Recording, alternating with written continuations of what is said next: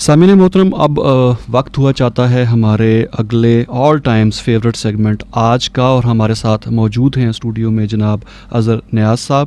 تو چلتے ہیں اظہر نیاز صاحب کی طرف اور پوچھتے ہیں کہ پروگرام آج ہمارے سامعین کے ساتھ وہ کیا شیئر کرتے ہیں. السلام علیکم سر.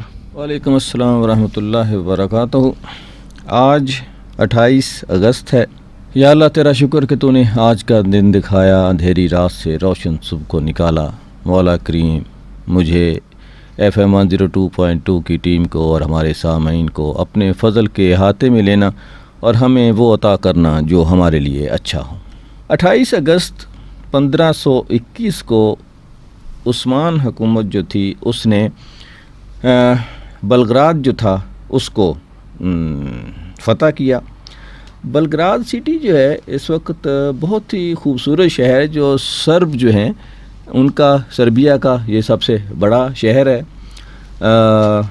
دنیا بھر کے سیاح یہاں آتے ہیں، لیکن اس کی ہسٹری بھی جو ہے وہ اسی طرح سے جس طرح سے ہمارا بغداد ہے اور بلگراد کچھ ملتے جلتے بھی ہیں، اور ان کی ہسٹری بھی ملتی جلتی ہے. بہت مرتبہ مسلمانوں نے اس پہ قبضہ کیا، بہت مرتبہ عیسائیوں نے اس پہ قبضہ کیا.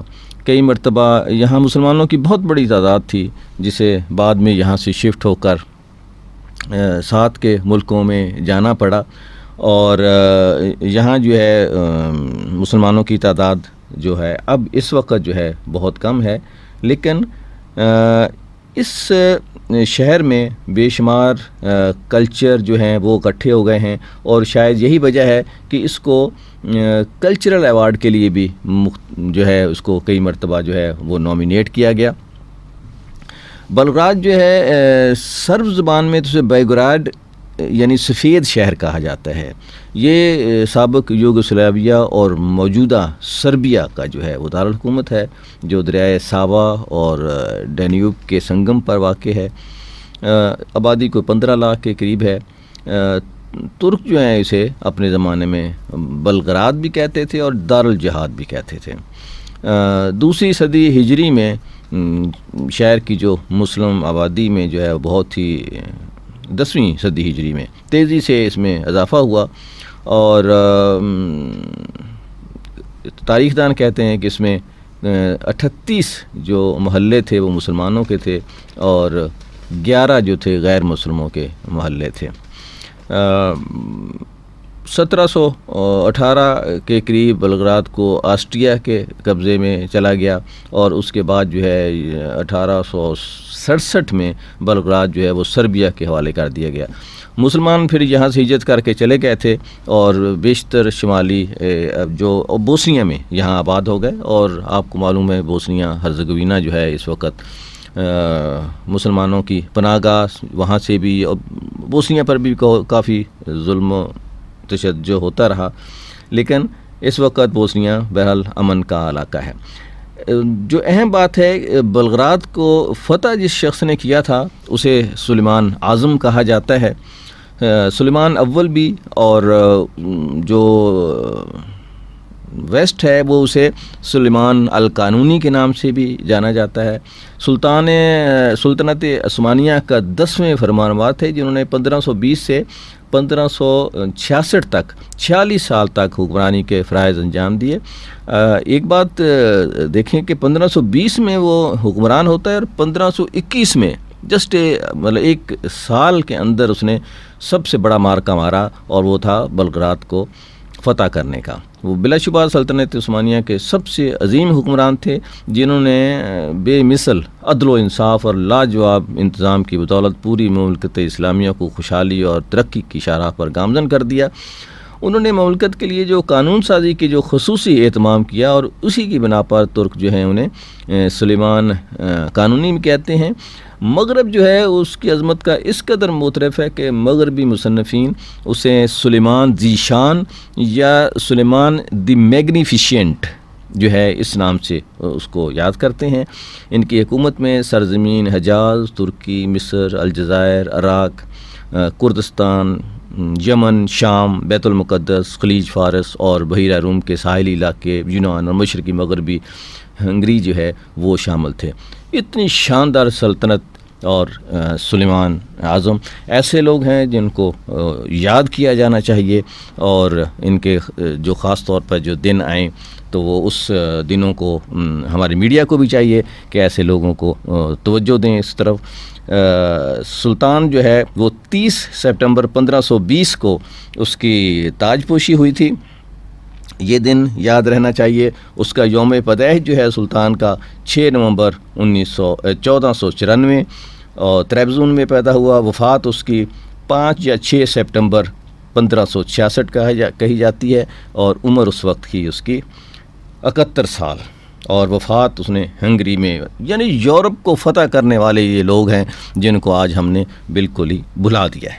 بہرحال آج دن ہے جی 28 اگست 1521، جب سلطان المعظم دی میگنیفیشنٹ نے، سلیمان اعظم نے جو ہے وہ فتح کیا بلغراد شہر کو۔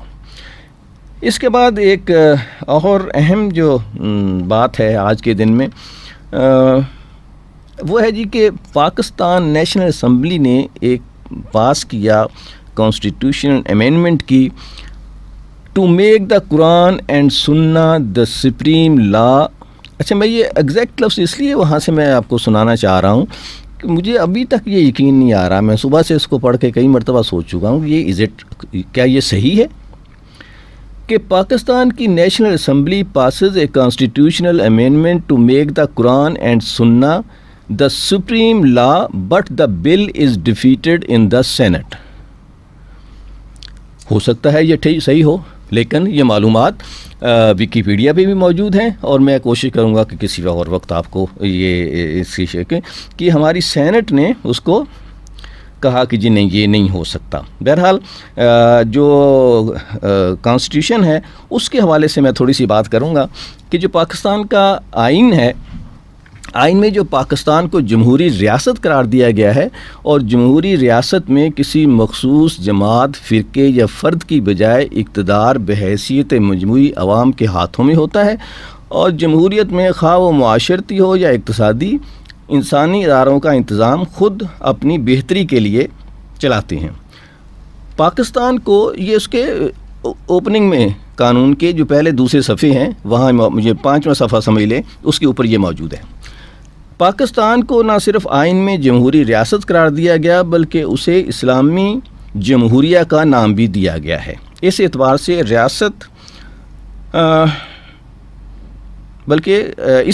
ریاست کا کوئی قانون قرآن و سنت کے منافی نہیں بنایا جا سکتا۔ پاکستان چونکہ اسلامی جمہوری مملکت ہے، اس لیے اقتدار اعلیٰ خدائے بزرگ و برتر کو حاصل ہے۔ یہ دوبارہ میں جملہ کہنا چاہوں گا کہ پاکستان چونکہ اسلامی جمہوری مملکت ہے، یہ قانون کا حصہ ہے، اس لیے اقتدار اعلیٰ خدائے بزرگ و برتر کو حاصل ہے۔ اس اقتدار اعلیٰ کے تحت پاکستان کے عوام کو حکمرانی کا اختیار ایک مقدس امانت کے طور پر عطا کیا گیا ہے، اور اس کی تفصیل بھی ساتھ موجود ہے کہ یہ سورہ النساء آیت نمبر 58 میں اللہ تعالیٰ اس کی وضاحت کرتے ہوئے فرماتے ہیں کہ ترجمہ، بے شک تم کو اللہ تعالیٰ اس بات کا حکم دیتا ہے کہ امانتیں ان کے حقداروں کو پہنچا دیا کرو۔ آئین کے دباچے میں بھی یہ واضح الفاظ میں اس بات کی وضاحت کر دی گئی ہے کہ حکمرانی کے اختیار کی یہ مقدس امانت عوام اپنے منتخب نمائندوں کے ذریعے بروئے کار لائیں گے۔